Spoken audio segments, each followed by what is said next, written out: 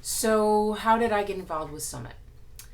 That story starts with my FEI event horse, Sir Edgar. And over our 20 years together, we did a couple of long format CCIs at Morven Park. We did Bromont. We did North Georgia.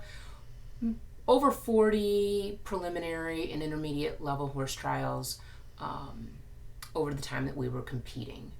He would have been 28 in March. He was on Prevocox in his retirement, and every spring when we did spring shots, we pulled blood and we checked kidney and liver function. And I would say it was about 3 years ago that the vet was not happy with the blood work, and we pulled him off the Prevocox. It was just that very sad degenerative thing that we all go through with our old horses.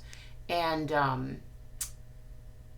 Adequan didn't make a difference for him.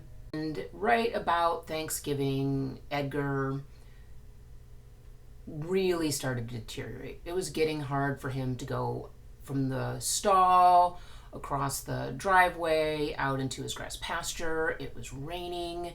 The ground was deep. He just wasn't happy. So we got to the point where I knew that the inevitable was near, and Ed wasn't laying down at night, and my vet, who's a very good friend, she was out of town for the holidays. Christmas was getting close. It was getting near the end of December. Christmas hadn't happened yet, and I needed to get him from whatever day it was to the day that my vet could come home and we could help him leave peacefully.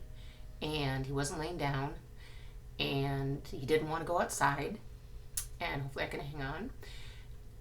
And so I bummed a vial of Summit off Vanessa, gave him an injection about 4 o'clock, dinner time, and did my night check, and all was good. And when I got to the barn the next morning, he laid down for the first time in probably 4 days, and I couldn't believe it.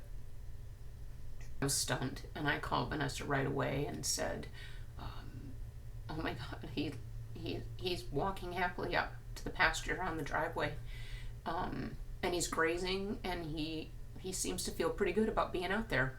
And I gave him another injection on Wednesday.